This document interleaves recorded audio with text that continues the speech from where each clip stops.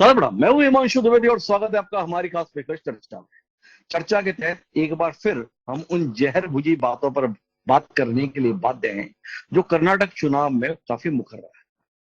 Congress party के द्वारा एक घोषणा पत्र घोषित किया गया था। घोषणा पत्र के तहत कुछ वादे किए गए थे। उन वादों पर बहुत ज्यादा बहस नहीं हुई। उन वादों में से केवल एक मुद्दे को बहस का विषय बनाया गया और वो था बजरंग दल पर प्रतिबद्ध के संदर्भ में। खैर, जो भी था, चुनाव हुआ। चुनाव के तहत कांग्रेस पार्टी को बहुमत मिला। भारतीय जनता पार्टी के हिस्से में पराजय आई। एक नई शुरुआत हुई। उम्मीद की गई कि नई दिशा में प्रदेश आगे बढ़ेगा, देश भी आगे बढ़ेगा। पर देश आगे कैसे बढ़े जब मन में इतना जहर भरा हो? जमीयत उलेमा हिंद के प्रमुख हैं सैयद अरशद मदनी। उन्होंने मुंबई में एक बयान दिया और बयान के संदर्भ में उन्होंने उलेमा हिंद के प्रमुख हैं सैयद अरशद मदनी। उन्होंने मुंबई में एक बयान दिया और बयान के संदर्भ में उन्होंने कहा कि बजरंग दल के प्रावधान के संदर्भ में तो गलती हुई। ये काम तो 70 साल पहले हो जाना था। कांग्रेस ने ये काम 70 साल पहले कर दिया होता तो देश की ये हालत ना होती। और ये मदनी जी का बयान था। मदनी जी के बयान की प्रतिक्रिया में भारतीय जनता पार्टी के बड़े नेता और केंद्रीय मंत्री गिरिराज सिंह का बयान आ गया। गिरिराज सिंह ने कहा कि गलती तो 70 साल पहले ये हुई कि धर्म के आधार पर देश का बंटवारा हुआ था। अगर उस समय पर 3 करोड़ मुसलमानों को यहां ना रोका होता तो ना कोई जाकिर होता, ना कोई ओवैसी होता और ना कोई मदनी होता। कुल मिलाकर आप अतीत में भी अपने विवादित बयानों के लिए सुर्खियां बटोरते रहे हैं। देवबंद से ताल्लुक रखते हैं। अपने समय के काफी बड़े विद्वान भी माना जाते हैं। इस संगठन के 2006 से वह प्रमुख भी हैं, पर उनकी बातें निश्चित रूप से कहीं ना कहीं विवाद का विषय ले लेती है। आज हम इसी पर बात करेंगे कि आखिर एक ऐसे संगठन पर 70 साल पहले प्रतिबंध लगाने की बात क्यों कर रहे हैं, जो संगठन अस्तित्व में ही 1982-84 में आया था। जिस संगठन की कुल जमा उम्र 4 दशक की है, उस पर 70 साल पहले प्रतिबंध की बात क्या सोचकर मदनी साहब कर रहे हैं? या मदनी साहब बात बजरंग दल के संदर्भ में कह रहे हैं और करना दरअसल वो आरएसएस के संदर्भ में चाहते हैं? कुल मिलाकर समझने की कोशिश करेंगे कि एक दूसरे के संदर्भ में इस कटुता के साथ में देश जाएगा। और मदनी साहब इस देश के संदर्भ में जो सनातन धर्म की संस्कृति है, उसके प्रति आस्था रखने वाले जो संगठन है, अगर उनके प्रति ऐसे मनोभाव रखेंगे तो फिर उम्मीद कैसे करते हैं कि इस देश का बहुसंख्यक अल्पसंख्यक मुसलमानों के संदर्भ में सौहार्द प्रेम के भावना के साथ में रह लेगा? सवाल महत्वपूर्ण है। इस सवाल को उत्तर लेने की कोशिश ही आज हम इस कार्यक्रम में करेंगे। हमारा आज का जो विषय वो है नफरत की जुबान, फिर वही घमासान। इस चर्चा का हिस्सा बनने के लिए कई खास मेहमान हमारे साथ जुड़ रहे हैं। उनसे आपका परिचय कराएं और देश के सम्मुख चुनौती बन चुके हुए मन की इस दूरी के संदर्भ में कुछ तर्कपूर्ण तरीके से बात करें, दूरी को पाटने की कोशिश करें। उससे पहले लेकिन समय है आज के विचार सूत्र का। हमारा आज का विचार सूत्र इस कटुता को ही जाहिर करता है कि नफरत से भरे दिल में प्यार जगाने से पहाड़ को धूल में बदलना आसान है। हजरत अली के द्वारा यह बात कही गई। कितनी महत्वपूर्ण बात है। अगर आपके दिल में नफरत भरी हुई है तो उसमें प्रेम कैसे पैदा करें? ये वो संघर्ष है जो पिछले 70-75 साल से इस देश में चल रहा है। हिंदू मुस्लिम भाई भाई के संदर्भ में बात तो कहते हैं, पर उस बात को व्यवहार में परिणत होते हुए नहीं दिखते हैं, क्योंकि जब जिसे मौका मिलता है वो दूसरे के प्रति जहर बुझे हुए तीर चलाने से गुरेज नहीं करता है। क्यों? इसका उत्तर खोजने की कोशिश आज हम इस चर्चा में करेंगे। इस चर्चा का हिस्सा बनने के लिए हमारे साथ कई खास मेहमान हैं। हमारे साथ भारतीय जनता पार्टी के प्रखर नेता, मंत्री रह चुके अनगिनत सालों तक और वर्तमान में विधायक ब्रजमोहन अग्रवाल जी खास तौर पर इस चर्चा के लिए मौजूद है। हमारे साथ कांग्रेस का एक विद्वान चेहरा प्रताप भानु शर्मा के तौर पर पूर्व सांसद है, प्रदेश उपाध्यक्ष है मध्य प्रदेश इकाई के, वह भी हमारे साथ। हमारे साथ इस्लामिक स्कॉलर अतीकुर रहमान साहब खास तौर पर इस चर्चा के लिए मौजूद है और उनके परम मित्र अयोध्या से हनुमानगढ़ी के महंत राजू दास जी भी हमारे साथ हैं। आप प्यारों का स्वागत है। चर्चा की शुरुआत हम प्रताप भानु जी से करेंगे, लेकिन उससे पहले 2 बयान देखेंगे, एक मदनी जी का और उसकी प्रतिक्रिया में गिरिराज सिंह जी का। एक बार सुने क्या कह रहे हैं मदनी जी और क्या कह रहे हैं उसकी प्रतिक्रिया में केंद्रीय मंत्री गिरिराज सिंह जी। ने अगर चाहा तो पूरे हिंदुस्तान के दूसरे सूबों के अंदर और मरकजी इलेक्शन के अंदर भी ये नजरिया रंग ला कर रहेगा ताल्लाह। और फिर कपरस्ती के नाक में नकेल पड़ेगी, लेकिन उसी वक्त पड़ेगी जबकि कांग्रेस अपने उस नजरिए के ऊपर रहेगी जो मुल्क की आजादी से पहले का नजरिया था। लचकदार पॉलिसी नहीं, बल्कि वो पॉलिसी लाओ जिसको इस इलेक्शन के अंदर अपनाया है। कहते हो कि बजरंग दल और पॉपुलर फ्रंट के ऊपर पाबंदी लगाओ, अपने मैनिफेस्टो को जिंदा करके दिखलाओ। जिंदा करोगे तो कल जो वादा करोगे कौम उस वादे को कबूल करेगी, नहीं करोगे कबूल नहीं करेगी। 70 साल पहले अगर हमारे पूर्वजों से भूल नहीं होती कि देश के बंटवारे में अगर पूरे मुस्लिम कम्युनिटी अगर चला गया होता पाकिस्तान, तो आज भारत में न कोई जाकिर मियां पैदा लेता, न ओवैसी पैदा लेता, न मदनी पैदा लेता, न भारत को गजवाए हिंद की बात करता। आज हमारे ऊपर ही बजरंग दल को कह रहे हैं कि इस पर लगना चाहिए पाबंदी। और ये 70 साल पहले देश का दुर्भाग्य है, हमारे पूर्वजों से बहुत बड़ी भूल हुई और वही भूल का खामियाजा आज की पीढ़ी भोग रही है। और ऐसे ऐसे लोग तो प्रताप भानु शर्मा जी मेरे साथ में हैं और मेरे साथ इस चर्चा का हिस्सा बनने के लिए हिंदू महासभा के राष्ट्रीय अध्यक्ष चक्रपाणी महाराज जी भी जुड़ चुके हैं। आपका भी स्वागत है स्वामी जी। और चर्चा की शुरुआत प्रताप भानु जी आपसे ही करना चाहते हैं। कितना अंदर से ग्लानि है आपको, मन कितना रो रहा है आपका, मन कितना पीड़ा महसूस कर रहा है मधुरी जी की बात सुनकर और उसके बाद में माननीय गिरिराज सिंह जी की बात सुनकर। 70 साल पहले हमारे पूर्वजों ने, मतलब आपके आदर्शों ने अगर गलती ना की होती, धार्मिक आधार पर विभाजन था, जाने दिया होता, तो ये हालात ना बनते, इस प्रकार की बातें नहीं होती, इस प्रकार के बयान ना होते और हम सब बैठकर ऐसे विषय पे चर्चा ना कर रहे होते। क्या कहते हैं प्रताप भानु जी, गिरिराज सिंह जी के साथ खड़े हैं कि नहीं आप? गिरिराज सिंह जी को तो कुछ अनुभव ही नहीं है देश की आजादी कैसे मिली, और जब देश की आजादी की लड़ाई लड़ रहे थे तो इनके पूर्वज, इनके रहनुमा क्या कर रहे थे, ये स्वयं गिरिराज सिंह जी नहीं जानते। उस बयान देने के पहले उन्हें समझ लेना चाहिए। अंग्रेजों की वकालत कर रहे थे, अंग्रेजी राज की सराहना कर रहे थे और मुखबरी कर रहे थे। जिस समय देश की आजादी की लड़ाई लड़ी, उनके रहनुमाओं पर और राष्ट्र नेताओं के ऊपर प्रश्न चिन्ह लगाना, चाहे मदनी जी हो चाहे गिरिराज सिंह हो, ये कट्टरपंथियों का स्वभाव बन गया है कि ऐसी बातें करो और मीडिया में छा जाओ, भारत के संविधान की भी रक्षा मत करो।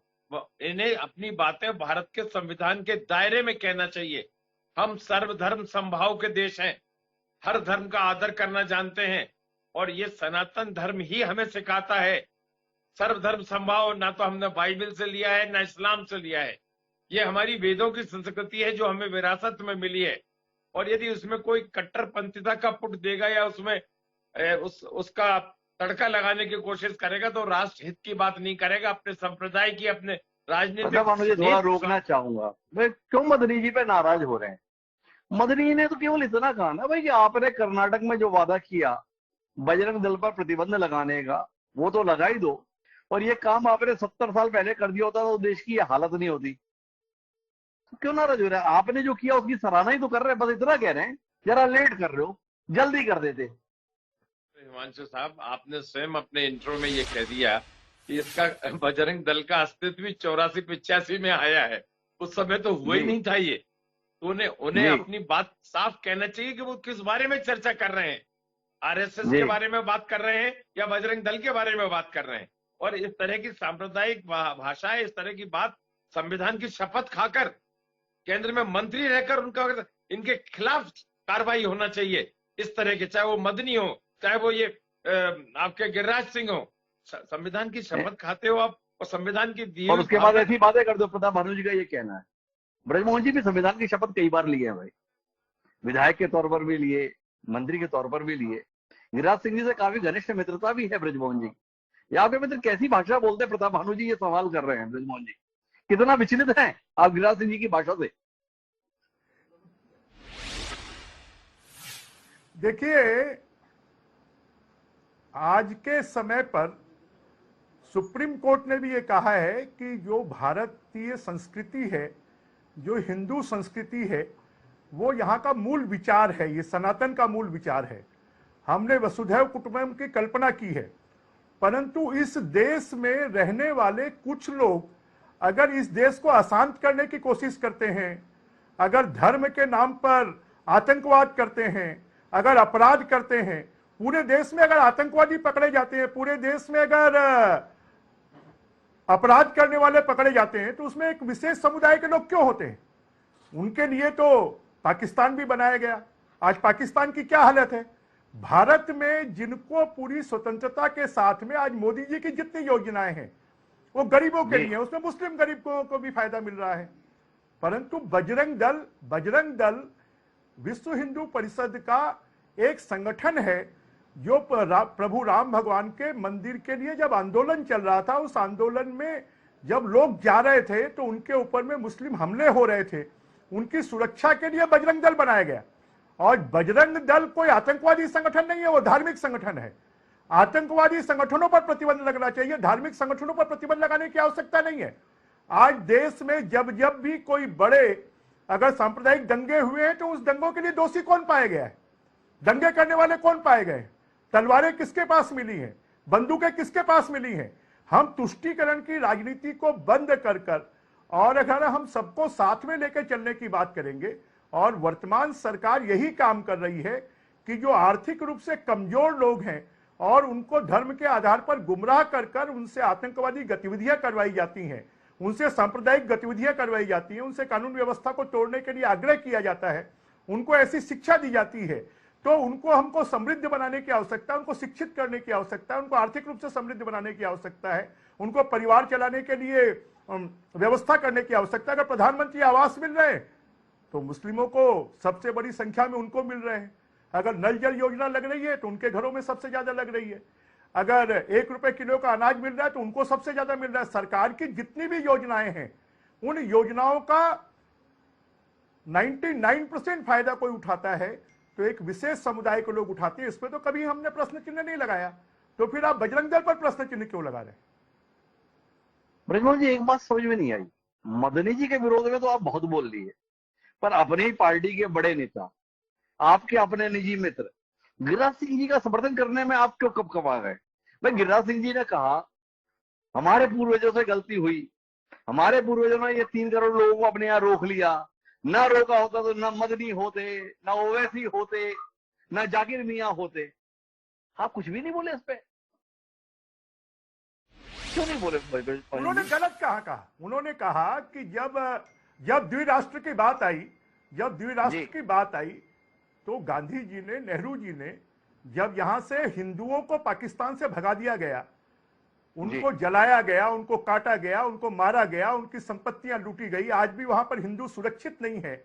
अगर भारत में मुस्लिम सुरक्षित हैं, और उन्होंने इसी बात को तो कहा है कि 70 साल पहले अगर हम ये कर देते तो ये परिस्थितियां पैदा नहीं होती। उसमें उन्होंने गलत कौन सा कहा? अगर भारत ने उनको अपनाया है और उनको अपनाने के बाद भी आज मुस्लिम राष्ट्रों में मुस्लिमों के आपस में कितने झगड़े हैं, भारत में तो ऐसी स्थिति नहीं है। भारत में तो उनका विकास हो रहा है, भारत में उनकी संपन्नता आ रही है। ब्रजमोहन जी, माफी के साथ मैं एक सवाल करना चाहूंगा। बात इतनी सरल नहीं है। उन्होंने कहा कि हमारे पूर्वजों से गलती हुई, और अभी आपकी जो सरकार, अभी आपकी जो पार्टी है, वो तो भूल सुधार के लिए, गलतियों को ठीक करने के लिए ही है। तो मैं गिरिराज सिंह जी ने बताया बहुत बड़ी गलती हुई हमारे पूर्वजों से, तो आप ठीक क्यों नहीं कर रहे थे गलती को? कब करेंगे गलती को ठीक? ये पता तो चले ना। देखिए, आज हम गलतियां ठीक कर रहे हैं, उनकी आर्थिक उन्नति कर हम गलतियां ठीक कर रहे हैं, उनको शिक्षित कर हम गलतियां ठीक कर रहे हैं कि उनके बीच में जो लोग सांप्रदायिक दंगे फैलाते हैं उनको ठीक कर जो लोग आतंकवादी गतिविधियां कर रहे हैं उनको ठीक कर हम तो ये चाहते हैं कि जो वसुधैव कुटुंबकम और सबको साथ में लेकर सबका विकास करने की बात है, ये बात उनको समझने की आवश्यकता है। परंतु जो कठमुल्लेपन है, वो कठमुल्ले उनको देश के साथ में आत्मसात करने की बजाय उनको सांप्रदायिकता सिखाते हैं, उनको आतंकवाद सिखाते हैं, उनको अपराध करना सिखाते हैं। तो यही तो हम ठीक कर रहे हैं। जो गलतियां हुई हैं उन गलतियों को हम ठीक कर रहे हैं और गलतियों को ठीक कर रहे हैं। ब्रजमोहन जी ये दावा कर रहे हैं। अतिकुर रहमान साहब मेरे साथ में इस्लामिक स्कॉलर हैं, जाने माने, इत्तेफाक रखते हैं। मदनी साहब ने ठीक बात कही, पहले तो ये जानना है अतीकुर रहमान साहब, और साथ में जानना है ब्रजमोहन जी ने दावा किया है गलती हुई है, ठीक की जा रही है, कुछ ठीक हो रहा है? जी डॉक्टर साहब, जो कर्नाटक के इलेक्शन हुए जी का आपने भी लेखा जोखा रखा डिबेट से पहले, तो मोटी सी बात यह है कि कर्नाटक के लोगों ने कम्युनल एजेंडा को नकार दिया है।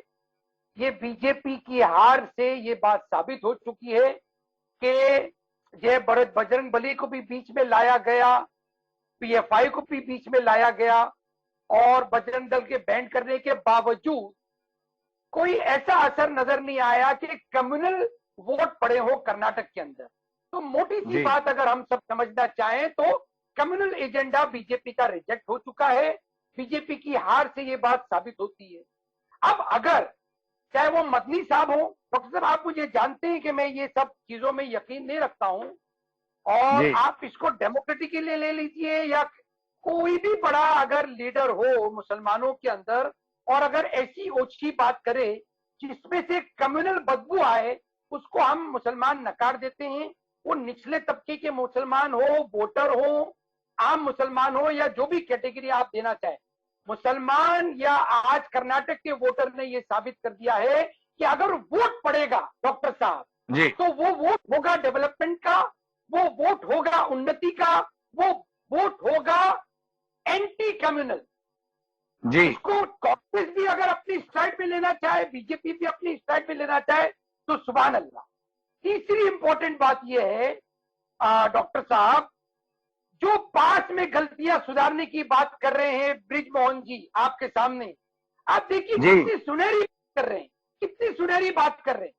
अरे ब्रिजमोहन जी, इन सुनहरी बातों को ग्राउंड रियलिटीज में तब्दील कर दीजिए। अकोला की रिपोर्ट आपके सामने आ गई होगी।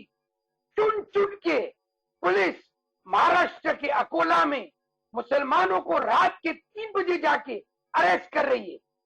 चार्जेस क्या है नहीं पता, क्राइम किसने किया नहीं पता, कितने अरेस्ट हुए हिंदुओं के, एक सोशल मीडिया का वो वायरल होता है और पुलिस अरेस्ट करती है। आपको पता चल जाएगा किस बिना पे अरेस्ट हो रही है। खैर ब्रिजमोहन जी, मैं ये कम्युनल एजेंडा को उजागर नहीं करना चाहता हूं।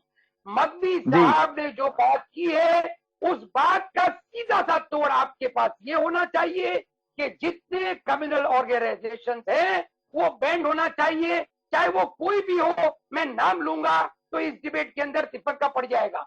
आप डॉक्टर साहब सिर्फ 2 आप इतना डरते क्यों हैं? डिबेट में जो होगा होगा, नाम लीजिए ना, क्यों झिझक रहे हैं? जी धन्यवाद। अगर आप आग्रह कर रहे हैं तो मैं नाम लूंगा, चाहे वो पीएफआई हो, चाहे वो बजरंग दल हो, वीएचपी हो, आरएसएस हो। अगर कम्युनल एजेंडा पे काम हो रहा है जो कि हमारे कॉन्स्टिट्यूशन को वायलेट कर रहा है, जो कि सुप्रीम कोर्ट ने उजागर किया है डॉक्टर साहब, सुप्रीम कोर्ट ने हेट स्पीच के ऊपर ग्रीन सिग्नल दिया है पुलिस को, और पुलिस को वार्निंग दी है कि अगर विदाउट एंड सो मोटो एक्शन होगा, सरकार के लिए वेट नहीं करेगी पुलिस, सो मोटो एक्शन होगा ब्रिजमोहन जी। तो आप बताइए, क्या जो बीजेपी के लीडर्स अनुराग ठाकुर जैसे, अभी हमारे जो ये थे एमपी गिरिराज सिंह, साक्षी महाराज जैसे लोग, तो इनके ऊपर क्या एक्शन नहीं होगा? क्या ये कम्युनिस्ट इनके ऊपर क्या एक्शन नहीं होगा? ये तो बात आपने कही। तो अधिग्रहण साहब, एक सवाल पर तो टिप्पणी दीजिए ना। गिरिराज सिंह जी केंद्र में मंत्री हैं, उन्होंने ये कहा है कि अगर हमारे पूर्वजों ने गलती नहीं की होती, धर्म के आधार पर देश का बंटवारा हुआ था, अगर ये मुसलमान सारे चले गए होते पाकिस्तान, झंझट ही नहीं रहता। इस विचार के संदर्भ में भी तो कोई विचार होगा ना आपका? क्या कहते हैं? मुसलमानों से गलती हो गई जो यहाँ रुक गए, चले गए होते तो ऐसे उलाहने नहीं सुनने पड़ते, ऐसी टिप्पणियां नहीं सुननी पड़ती, ऐसी बहसों का हिस्सा नहीं बनना पड़ता। क्या सोचते हैं अतीकुर रहमान साहब, आप जैसा विद्वान? डॉक्टर साहब, मैं उसी पर आ रहा था। देखिए, आप बजरंग दल का सिर्फ दो साल के अंदर 2 चीजों के अंदर ध्यान देके जितनी एफआईआर होती है इनके खिलाफ, वो किसी भी स्टेट की एफआईआर खिलाफ, न्यू ईयर के दौरान और वैलेंटाइंस डे के पहले कौन कौन सी संवैधानिक हरकतें करते हैं ये, उसका आप लेखा जोखा लोकल पुलिस स्टेशन से मंगवा के देख लीजिए। और उसके बाद में तीनों महाराज जो मेरे सामने बैठे हैं, ब्रिजमोहन जी, चक्रपाणी जी और राजू दास जी, मुझे बताइए क्या ये संवैधानिक ऑर्गेनाइजेशन हैं? वैलेंटाइन डे के ऊपर जो हरकतें करते हैं, ये न्यू ईयर के दौरान जो हरकतें करते हैं, अच्छा ये भी तीनों चीज आप तीनों महाशय से पूछ लीजिए, क्या हमारी हिंदू बहनें जीन्स जो पहनती हैं, क्या आप इनको ग्रीन सिग्नल देते हैं जीन्स पहनने की? आप इनको इजाजत रहमान देते साहब हैं? का सवाल है, कुछ हस्तक्षेप कर जा रहे हैं ब्रजमोहन जी, उनकी टिप्पणी लेते हैं और फिर महेंद्र राजू दास जी के पास चलते हैं। जी ब्रजमोहन जी, कुछ कह रहे हैं आप? क्या ये परमिशन देंगे कि मुस्लिम लड़कियां भी वैलेंटाइन डे मनाने जाएं? क्या ये परमिशन देंगे कि मुस्लिम लड़कियां भी न्यू ईयर के ऊपर में शराब पीने के लिए जाए? क्या ये परमिशन देंगे? ये तो भारत की संस्कृति को बचाने के लिए है। आज जब एक तरफ ऐसी बात करते हैं और दूसरी तरफ आप बुर्के की बात करते हैं, तो क्या मुस्लिम लड़कियां वैलेंटाइन डे मनाने जाएंगी तो आप परमिशन देंगे क्या? क्या मुस्लिम लड़कियां अगर न्यू ईयर में शराब पीने जाएंगी तो आप परमिशन देंगे क्या? जो हमारी तो संस्कृति को ब्रजमोहन जी, बर्बाद आपका करते मानना हैं। यह है कि देश में संविधान में 21 साल से ऊपर वयस्क को जो अधिकार हैं, अगर उनका उपयोग करते हैं युवक युवतियां, तो उस पर रोकने का अधिकार बजरंग दल को रहना चाहिए, उनकी लाठी का इकबाल रहना चाहिए, और पुलिस को कोई अधिकार नहीं है कि ऐसे कार्यों के संदर्भ में वो रोके। आप डाइवर्ट कर रहे हैं। हमारी जो संस्कृति है, हमारे संस्कार हैं, हमारी संस्कृति और संस्कार को बचाए रखना हमारे धार्मिक संगठनों का उद्देश्य है। यह हमारे सनातन का उद्देश्य है, और उन सनातन के उद्देश्यों को नौजवानों को फॉलो करने के लिए, उनको सिखाने के लिए अपने परिवार का सम्मान करना, अपने माता पिता का सम्मान करना, अपनी पूजा पद्धति करना, चाहे वो मुस्लिम हो, चाहे वो हिंदू हो, चाहे ईसाई हो। अगर इस रास्ते ब्रजमोहन जी, पर एक कोई मासूम सा सवाल है, ये आप जो सनातन धर्म के संदर्भ में इतनी पैरवी कर रहे हैं, संस्कृति के संदर्भ में जो आप हिमायत कर रहे हैं, ये वैलेंटाइन डे पे बजरंग दल के लोग गमछा पहने हुए लड़कियों पर हाथ उठाते हुए दिखते हैं, उन पर लाठियां फटकारते हुए दिखते हैं, ये भारतीय सभ्यता, संस्कृति, सनातन धर्म की परंपरा और गरिमा के अनुरूप ही कार्य होता है ब्रजमोहन जी? ऐसा आपको लगता है, या आपको लगता है कि नहीं, ये तो कम से कम ठीक है नहीं है बजरंग दल के नाम पर? जब अगर हिमांशु जी, हम अपनी पत्नी के साथ भी जो कुछ करते हैं वो कमरे के अंदर करते हैं जी। अगर मैदानों में आप खुली तरीके से जो नहीं करना चाहिए वो अगर आप करेंगे तो ये हमारी संस्कृति नहीं है, ये विकृति है। और उन्हीं को रोका जाता है जो मैदानों में, खुली सड़कों पर, खुले गार्डनों में जो अश्लीलता दिखती है उसको रोका जाता है। तो हमारे संस्कार, हमारी संस्कृति, आप संविधान की बात कर अगर हमारे बच्चे आज ड्रग के एडिक्ट हो रहे हैं तो उन परिवारों की क्या हालत हो रही है? कोई संविधान रोक सकता है क्या उसको हम अपने संस्कार से, अपनी संस्कृति से ही रोक सकते हैं। जब हम अपनी लीगल पत्नी के साथ सड़क पर व्यभिचार नहीं कर सकते, सड़क के ऊपर में नहीं कर सकते, तो जिनके साथ में हमारे लीगल संबंध नहीं है उनके साथ में हम सड़कों पर नंगा नाच करें, तो ये क्या हमारे संस्कार है, हमारी संस्कृति है? और उस संस्कृति को रोकने के लिए फिर बजरंग दल को सड़कों पे उतरने की अनुमति है। कुल मिलाकर इस नजरिए के साथ में मैं आऊंगा, देखो रहमान साहब आपके पास थोड़ा विस्तार है। महेंद्र राजू दास जी मेरे साथ हैं, महेंद्र राजू दास जी से समझने की कोशिश करते हैं। राजू दास जी किस विचार के साथ है? मदनी जी के साथ खड़े हैं आज आप, गिरिराज सिंह जी के साथ खड़े हैं, ब्रजमोहन जी के साथ खड़े हैं, कातिकुर रहमान जी के साथ खड़े हैं, या इन सबसे परे कहीं और आप अड़े हैं? थोड़ा समझाइए तो सही, है कहां महेंद्र जी? संत राजूदास राष्ट्र के साथ है, सनातन संस्कृति के साथ है और हिंदुस्तान के साथ है। ना तो मदनी के साथ है, ना तो गिरिराज सिंह जी के साथ है, ना तो अतिकुल रहमान जी के साथ में है। विषय बहुत गंभीर है। रहमान साहब डर से बोले, खुल के नहीं बोल पाए, और डरे ऐसे सिर्फ एक कौम, एक मजहब, एक संप्रदाय की उन्होंने बात किया। एक तरफ तो बताते हैं कि हम सेकुलर हैं, लेकिन सेकुलरिज्म उनकी कहाँ चली जाती है। अभी तो उन्होंने कहा कि बजरंग दल को किसने ठेका दिया ऐसा कार्य करना, बजरंग दल को किसने ठेका दिया कि वैलेंटाइन डे पे ऐसा काम करना। लेकिन उनसे मैं पूछना चाहता हूं अतिकुल रहमान साहब से विनम्र निवेदन के साथ, क्या अतिकुल रहमान साहब की बेटी जींस पैंट पहनकर, बुड़के उतारकर दूसरे लड़कों के साथ में रोड पर गलबहियां करेगी, क्या ये अनुमति देंगे? क्या चश्मा लगा लीजिए, कान की आवाज रहमान साहब तेज कर लीजिएगा, मेरी आवाज आपको तीखे लगेंगे, आपको तकलीफ होगी, कष्ट होगा, लेकिन आपको जवाब देना पड़ेगा। नंबर 1। नंबर 2, जिस प्रकार से मदनी साहब ने कहा कि जो गलतियां से कर रही है आरएसएस पे, संघ पे, इस पे प्रतिबंध लगना चाहिए, बैन लगना चाहिए। मैं निवेदन करूंगा, आखिर गिरिराज सिंह जी ने सवाल किए तो लोगों को दर्द होने लग गई, जब मैं सवाल करूंगा और भी लोगों को तकलीफ होने लगेगी। महोदय, विनम्र अपील है। पहली बात तो अभी कांग्रेस के प्रवक्ता महोदय बोल रहे थे कि गिरिराज साहब के पूर्वज अंग्रेजों की पिट्ठू बनकर घूम रहे थे। मेरा उनसे निवेदन है, प्रार्थना है, आपके पूर्वजों ने क्या किया? धर्म के आधार पर देश को क्यों बांटा? बांटा तो मेरे साथ न्याय क्यों नहीं किया? आज रहमान साहब मेरे साथ बैठकर जो बोल रहे नहीं बोल पाते। आज ये पाकिस्तान में कहीं डमरू बजा रहे होते, या तो बीन बजा रहे होते, या तो कहीं नमाज पढ़ रहे होते। नहीं, आज जिस प्रकार से बैठकर मेरे सामने में बोल पा रहे, नहीं बोल रहे होते। धर्म के आधार पर पहले बात आपने देश का बंटवारा किया, वो गलत किया, उसको एक्सेप्ट करिए, एक्सेप्ट करिए, एक्सेप्ट करिए। दूसरा गलती और एक्सेप्ट करिए, आपने मुसलमानों को जाने क्यों नहीं दिया? वहां से हिंदू भरी ट्रकों से, ट्रेनों से लाश आती थी, यहां से आप अनाज और रुपया भर के भेजते थे। तीसरी बात, पूरे देश में मैं पूछना चाहता हूं, पूरे देश में कोई मदरसा, कोई मस्जिद, कोई गिरजाघर सरकार ने एक्वायर किया है क्या? उसकी चढ़ावा सरकार लेती है क्या? नहीं। 70 के बाद सारे चीज तो मेरे ऊपर आपने थोप दिया। मुझको नहीं बोलने का अधिकार है, न पूजा करने का अधिकार है, न मंदिर की चढ़ावा लेने का अधिकार है, सब तो आप ले लिए। अगर आप देखिए कोई शब्द देखिए, आप देखिए कि अभी तत्काल ज्यादा नहीं हुआ है, आज भी स्वामी प्रसाद मौर्य ने रामराज को नकारा और रामराज से आरक्षण से जोड़ दिया।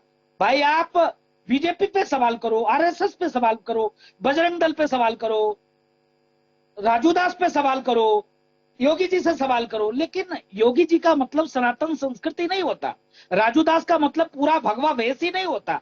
राम जी संघ का मतलब पूरा राम परिवार, रामराज नहीं होता। कहने का मतलब है, आप देखिए डेनमार्क में कार्टून बनता है, पूरा देश चलता है, नुपुर शर्मा के बयान के साथ बनाई है, लेकिन नुपुर शर्मा की जिसने साथ दिया गला कट गया, उस पर रहमान साहब नहीं बोलेंगे, ये कट्टरता पे नहीं बोलेंगे। इनके लोग कितने कट्टर होते हैं, जब शुक्रवार की छुट्टी के लिए मांग कर देते हैं, जहां इनकी जनसंख्या बढ़ती है वहां सिर्फ एक कौम, एक मजहब, एक संप्रदाय की बात होने लग जाती है। जहां पर सभी धर्म एक साथ रहते हैं, इनको तकलीफ होने लग जाती है। हिंदुस्तान में मैं पूछना चाहता हूं उनसे, आज पाकिस्तान की स्थिति क्या है, अफगानिस्तान की स्थिति क्या है, बांग्लादेश की स्थिति क्या है? बांग्लादेश में तो कोई राजू दास नहीं है, अफगानिस्तान में तो कोई राजू दास नहीं है, पाकिस्तान में कोई गिरिराज सिंह नहीं है। क्यों नहीं है? रहमान साहब, जवाब देना पड़ेगा आपको। आज हिंदुस्तान सेकुलर मुल्क है। आपने सारे जवाब जो है केवल अतीकुर रहमान साहब से मांगे। ये ब्रजमोहन जी के साथ आप इतनी मित्रता क्यों निभा रहे हैं? ब्रजमोहन जी तो एक आधिकारिक हैसियत के व्यक्ति हैं, इतने साल मंत्री रहे। उनसे हमने पूछा, भाई गिरिराज सिंह जी ने कहा है 70 साल पहले पूर्वजों ने गलती की, अब तो इनकी सरकार है, प्रचंड बहुमत की सरकार है, गलती सुधारते क्यों नहीं?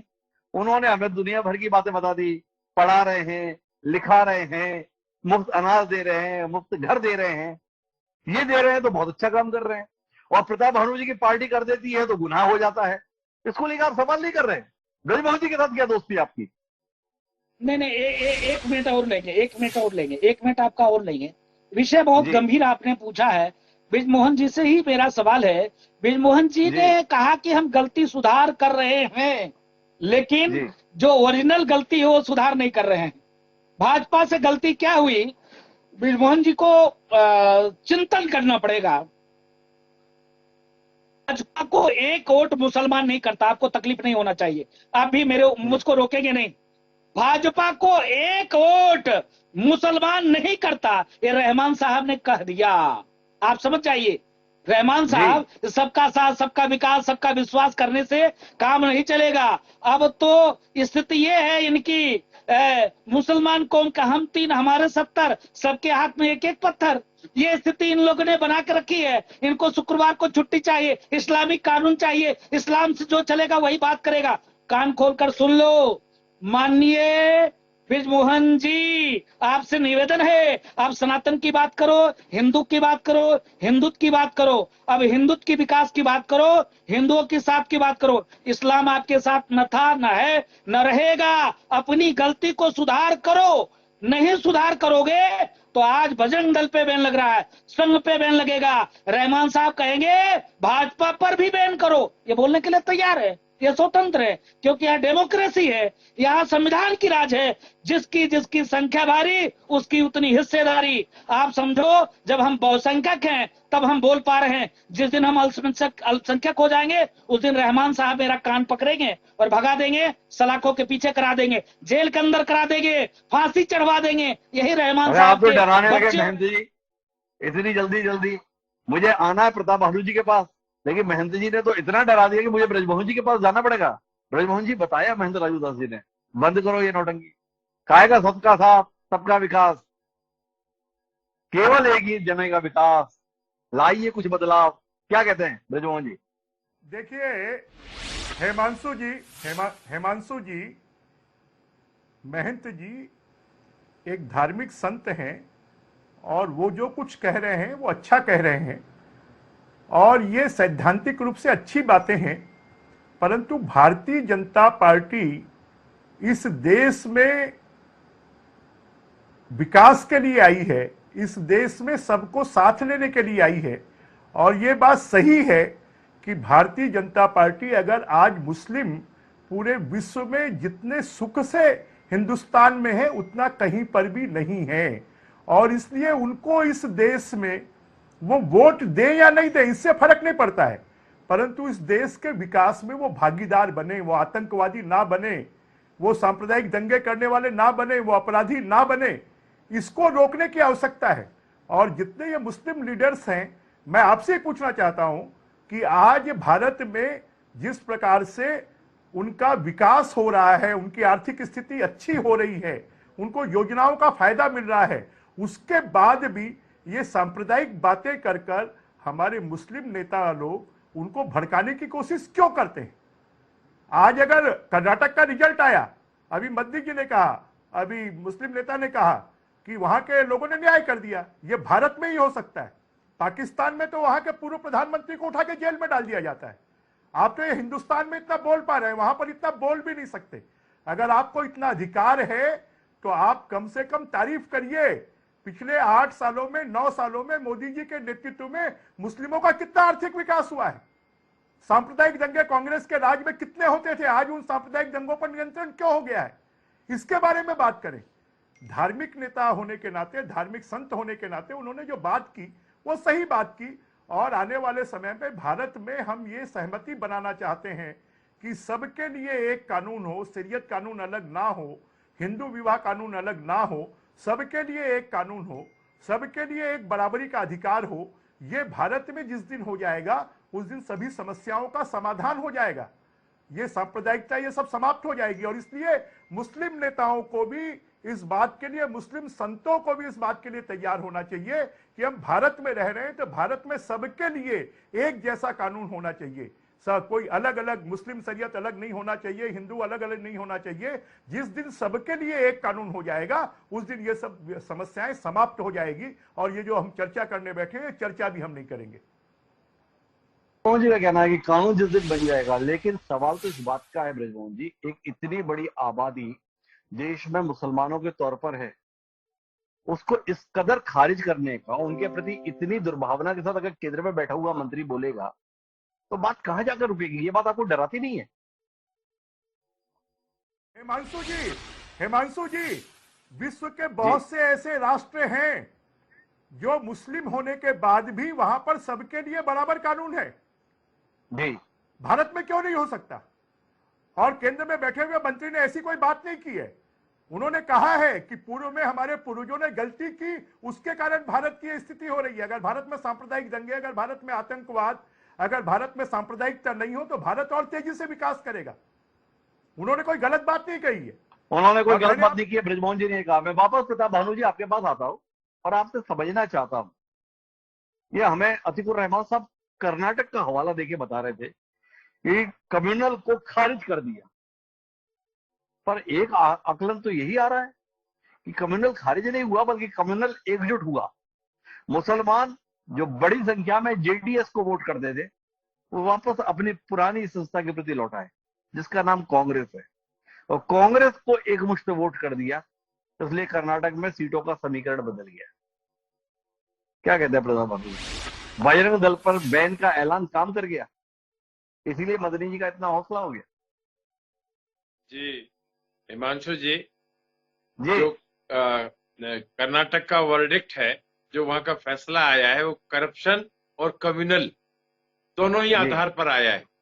करप्शन को रिजेक्ट कर दिया, भ्रष्ट सरकार को हटा दिया, और करप्शन के बाद जो कम्युनल का ओवरडोज था, देश का प्रधानमंत्री वहां बजरंग बली जी की जय करने लगे और जाके कहने लगे बजरंग बली को इन्होंने ताले में बंद कर दिया। इतना बड़ा झूठ बोल जाए।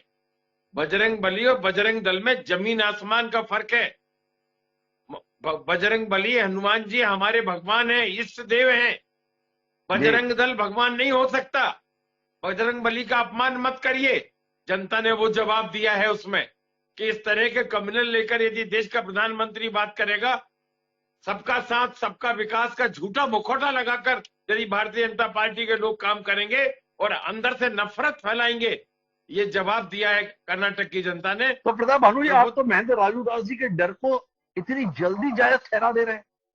महेंद्र राजूदास जी ये बता रहे थे कि अभी बजरंग दल पे बैन की बात कही है अतिकुर रहमान साहब ने, विहिप पे प्रतिबंध की बात कही है, आरएसएस पे प्रतिबंध की बात कही है, आगे चल के भाजपा पे प्रतिबंध लगेगा। और आपने तो बता दिया देश का प्रधानमंत्री कम्युनल कर रहा है, भारतीय जनता पार्टी इतना जहर भुजी हुई है, तो कुल मिला के भाजपा पे प्रतिबंध का डर दिखाया महेंद्र राजूदास जी ने। आपने इतनी जल्दी सील लगा दी। हाँ, हमारा बस चलेगा तो भाजपा पे प्रतिबंध लगा देंगे, क्योंकि सबसे बड़ा कम्युनल तो आप भाजपा को बता रहे हैं। मान लें आपकी बात। नहीं, मैंने भाजपा को कम्युनल नहीं बताया। मैंने बताया है कि ये कम्युनल पॉलिसी अब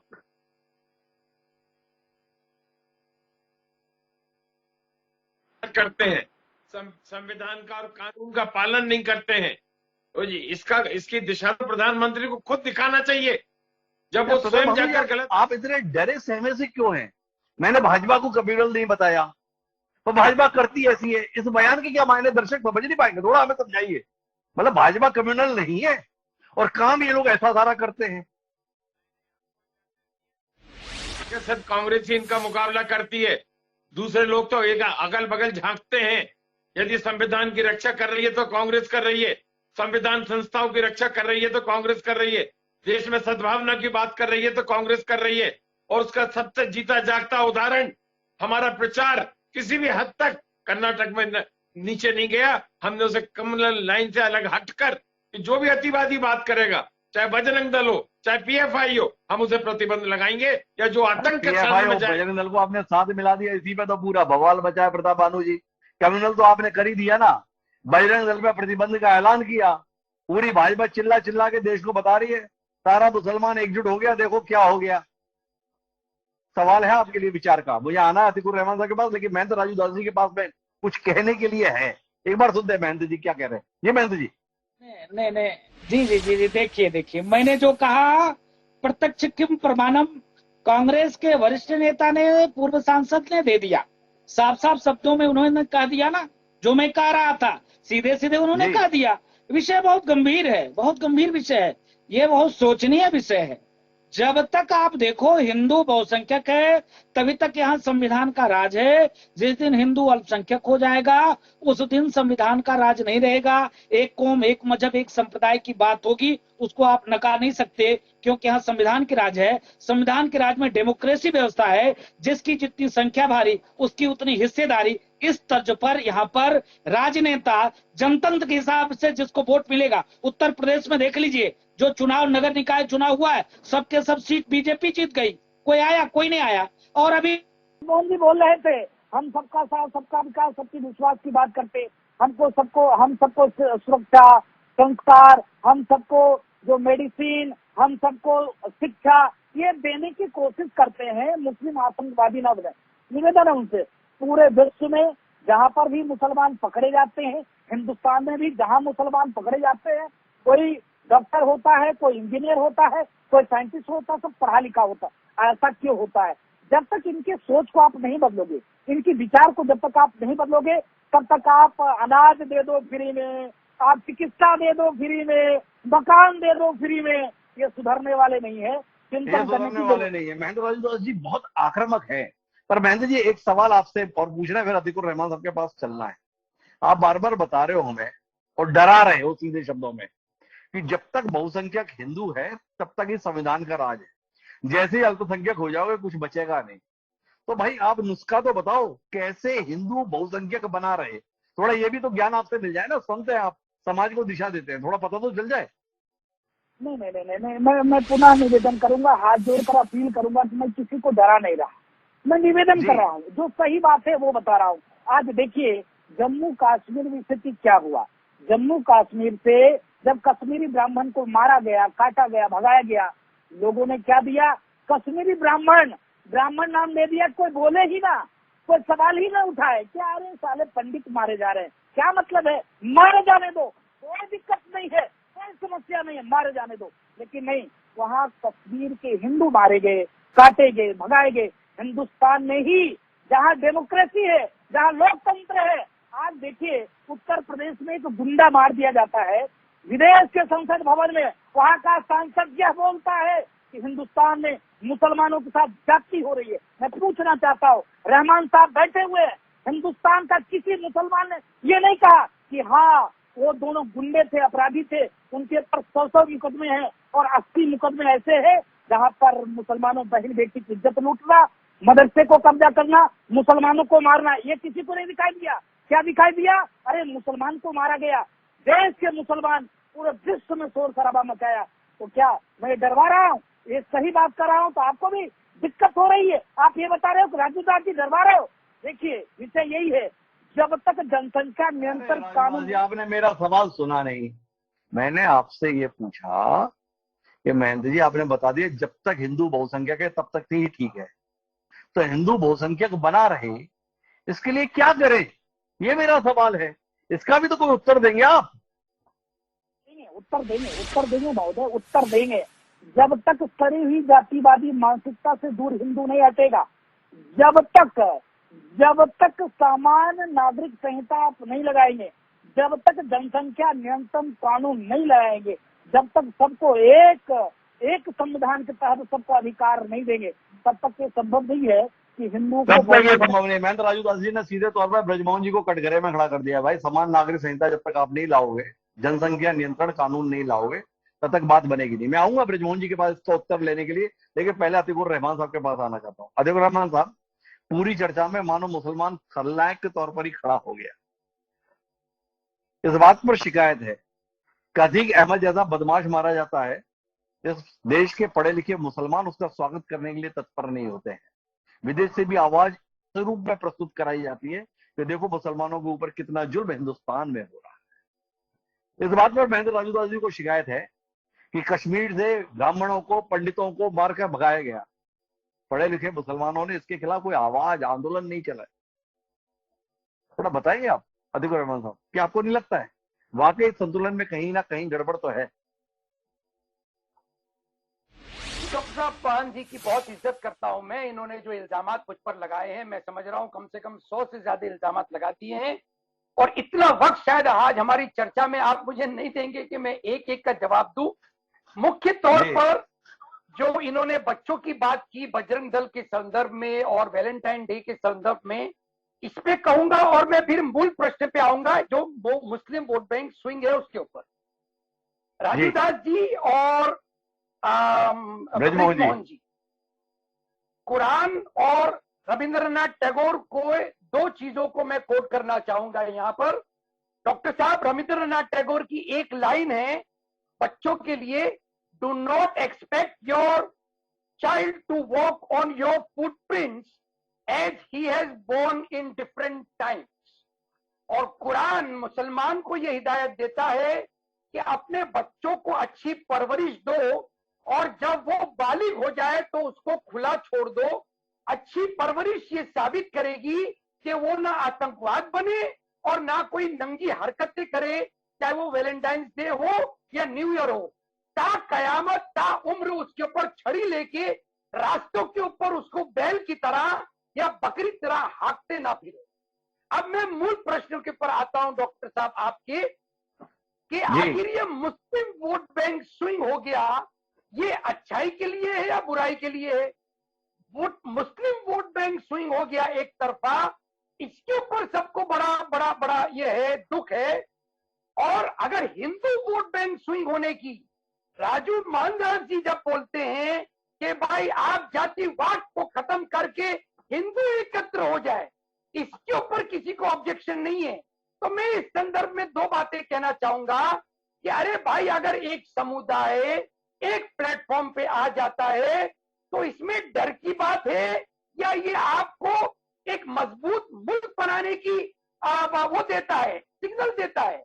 आप सारे के सारे हिंदू मुसलमान सिख ईसाइयों को एक प्लेटफॉर्म पे आ जाने का आह्वान करिए, अच्छा एडमिनिस्ट्रेशन दीजिए, संविधान का आप भरोसा दिलाइए, आप इक्वालिटी के नाम पर वोट मांगिए, फिर देखिए क्या तरक्की आती है। राजू दास जी, आपको कहीं पर कोई अरे तो अतिकुर रहमान साहब, फिर तो आप बिल्कुल उसी प्लेटफॉर्म पे आ गए जिस पर महंत राजू दास जी लाना चाहते थे। उन्होंने कहा इस देश में समान नागरिक संहिता होनी चाहिए। अभी आपने बताया हिंदू मुसलमान सिख ईसाई सब एक प्लेटफॉर्म पे हो, क्या कहते हैं? महंत राजू दास जी को अतिकुर रहमान साहब का समर्थन मिलेगा? क्या महंत राजू दास जी जो अभियान शुरू करना चाहेंगे उसमें अतिकुर रहमान साहब बगल में खड़े रहेंगे? इस देश में समान नागरिक संहिता भाजपा का तीसरा वादा बचा है, पूरा कराने में अतिकुर रहमान साहब मदद करेंगे? डॉक्टर साहब, कॉमन सिविल कोड का जो बीजेपी के मैनिफेस्टो में प्रेजेंस है वो कब से है आप जानते हैं? वाजपेयी जी की सरकार उतरी, आज मोदी जी की सरकार दूसरा टर्म खत्म होने पे आ गई, एक ड्राफ्ट रेजोल्यूशन तक ला नहीं पाए ये। मान जी, मैं कोई इलेक्टेड रिप्रेजेंटेटिव नहीं हूं जो आपने 100 सवाल डॉक्टर साहब की डिबेट पर मुझसे पूछ लिए। मैंने कसम नहीं खाई है संविधान की किसी लेजिस्लेचर या पार्लियामेंट में खड़े होकर। आपको बीजेपी को कटघरे में खड़ा करना होगा और आप भी जिम्मेदार हैं। आपके रहते हुए वीएचपी, बजरंग दल, आरएसएस के रहते हुए कैसे पंचर बनाने वाले की हिम्मत हो गई कि मेरी हिंदू बहनों को वर्गला लिया उसने। आपका अतिकुर रहमान साहब ने सीधे तौर पे अब आखिरी में कटघरे में ब्रजमोहन जी आपको खड़ा कर दिया। आपको मतलब भाजपा को इतना वादा किया था ब्रजमोहन जी आपने समान नागरिक संहिता के संदर्भ में, एक ड्राफ्ट तक तैयार नहीं कर पाया। अतिकुर रहमान साहब का सवाल है। महंत राजू दास जी, आप तो संतों के बेहद प्रिय हैं ब्रजमोहन जी। महंत राजू दास जी ने समाधान बताया है, कुछ करेंगे नहीं करेंगे? देखिए, आपके साथ में मुस्लिम नेता भी बैठे हैं। काजी हबीबुर रहमान जी आज ही एक प्रेस में प्रेस नोट जारी करें कि समान आचार संहिता मोदी जी की सरकार लाए, हम समर्थन करेंगे। क्यों नहीं करते? क्यों इसका विरोध करते हैं? क्योंकि आपने तो कमाल कर दिया ब्रजमोहन जी। अतिकुर रहमान साहब को पता ही नहीं था कि मोदी जी जो है केवल उनके एक बयान के लिए रुके हुए हैं। तो अतिकुर रहमान साहब आप ऐलान करो ब्रजमोहन जी को, भाई समान नागरिक संहिता के संदर्भ में मेरी सहमति है, लेके आओ ड्राफ्ट। आपके माध्यम से संदेश पहुंच जाए। ब्रजमोहन जी के बड़े निकट संबंध है मोदी जी से भी। क्या कहते हैं अतिकुर रहमान साहब, जरा बात पूरी हो जाए। मोहन जी, विदाउट ड्राफ्ट आप चर्चा कैसे करेंगे? जब तक के ड्राफ्ट रेजोल्यूशन नहीं आता है फ्लोर ऑफ द लेजिस्लेचर के ऊपर, पार्लियामेंट के ऊपर, आप कैसे चर्चा करेंगे? आप अतिकुर रहमान साहब, मेरा सवाल है, ब्रजमोहन जी ने मुद्दा उठाया, क्या आप ये मांग करते हैं इस कार्यक्रम में कि समान नागरिक संहिता के संदर्भ में सरकार ड्राफ्ट प्रस्तुत करे, या इस पे आपका ऐतराज है? जेंडर इक्वालिटी और जेंडर जस्टिस के नाम पर जो धार्मिक लोगों ने ग्रंथों के नाम पर महिलाओं के अधिकार को छीना है, वो सिर्फ और सिर्फ कॉमन सिविल कोड ही सुधार सकता है। डॉक्टर साहब, तो ब्रजमोहन जी, आपकी बात पर अतिकुर रहमान साहब ने कह दिया है कॉमन सिविल कोड ही सुधार सकता है। अब बताइए किसका इंतजार? आपकी बात का असर देखिए कितना हो रहा है। अतिकुर रहमान साहब ने कह दिया। देखिए हिमांशु जी, देश के सभी मुस्लिम नेता एक मंच पर आए और ये कहें कि कॉमन सिविल कोड मोदी सरकार लाए। मैं आपको इस बात का विश्वास दिलाता हूं, जिस दिन इस देश के सभी मुस्लिम नेता, मुस्लिम समाज इस बात पे आ जाएगा, अगले 1 महीने में समान नागरिक कानून आ जाएगा। अगले 1 महीने में पूरे देश में अगर ब्रजमोहन जी, मेरा एक बड़ा मासूम सा सवाल है। 3 वादे थे आपके, धारा 370 का खात्मा, राम मंदिर का भव्य निर्माण और समान नागरिक संहिता। ये धारा 370 के संदर्भ में मुझे याद नहीं आता कि कश्मीर के सारे नेता कब एक मंच पर आकर बोले कि समाप्त कर दो, और मोदी जी और भाजपा इंतजार कर रही थी, भाई आप हामी भरो तो हटाते हैं। वो देखते रह गए, आपने हटा के दिखा दिया। ये देश भर के मुसलमान कब इकट्ठे हुए हैं इस बात पर सहमति देने के लिए कि अयोध्या में राम मंदिर का निर्माण करो, हम साथ में हैं, और फिर भी अयोध्या में राम मंदिर का निर्माण लगभग पूरा होने के कगार पे आ गया। ये समान नागरिक संहिता के संदर्भ में आप शर्त क्यों लगा रहे हो? देश भर के सारे मुसलमान एक मंच पर आकर कहें कि समान नागरिक संहिता चाहिए, 1 महीने में ला देंगे। मतलब आपका मन नहीं है क्या समान नागरिक संहिता लाने का? मेरी बात सुन ले, आप मेरी बात सुन ले, आप मेरी बात सुन ले। कश्मीर एक राज्य का मामला था और इसलिए वो हो गया। अयोध्या में प्रभु राम भगवान का मंदिर यहां के सनातनियों का मामला था, इसलिए हो गया। जो सामान्य नागरिक संहिता आएगी वो सबके लिए आएगी, इस देश के 140 करोड़ नागरिकों के लिए आएगी। और जब 140 करोड़ नागरिकों के लिए आएगी तो सबकी सहमति उसमें हो तो वो जल्दी हो जाएगा। और इसलिए मैं तो आपको कहता हूं कि पूरा देश इस पे सहमति दे। आप देखिए अगले 1 महीने में समान नागरिक संहिता आ जाएगी, इस बात का मैं आपको विश्वास दिलाता हूं। आप अपने चैनल के माध्यम से भी पूरे देश को एकजुट करिए तो बहुत अच्छी बात होगी। सरकार ब्रजमोहन जी ने कह दिया भाई, समान नागरिक संहिता जो समाधान बताया महेंद्र राजू दास जी ने, उसके लिए सारे देश को एक राय होना पड़ेगा। तो निश्चिंत रहे लोग, एक राय होना नहीं है, इसलिए समान नागरिक संहिता का होना नहीं है।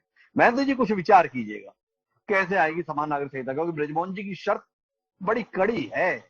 इस शर्त को पूरा होने के लिए किसको पड़ी है? तो कुल मिलाकर ऐसे बयान ही आएंगे, ये साफ तौर पर जाहिर हो रहा है। लेकिन ऐसे बयानों के बीच देश को हम दुनिया का सिरमौर कैसे बनाएंगे, ये सवाल अनुत्तरित रह जाता है। बहरहाल इसका उत्तर खोजा जाना चाहिए। आप सभी मेहमानों को धन्यवाद इस चर्चा का हिस्सा बनने के लिए। सवाल जो एक दूसरे के संदर्भ में इतनी दूरी का है, इसी को समर्पित हमारा आज का शेर है। हमारा आज का शेर ये कहता है कि खुदा से क्या मोहब्बत कर सकेगा, खुदा से क्या मोहब्बत कर सकेगा जिसे नफरत है उसके आदमी से। नरेश कुमार शाह ने क्या बात कही थी, इस बात पर हर व्यक्ति को विचार करना चाहिए। अगर आदमी को आदमी से मोहब्बत नहीं है तो जिसने इस आदमी को बनाया होता खुदा या भगवान, उससे आपकी मोहब्बत कैसे हो पाएगी? जिस पर विचार करें और मुझे अनुमति दें। कल फिर मिलेंगे नए विषय के साथ, तब तक के लिए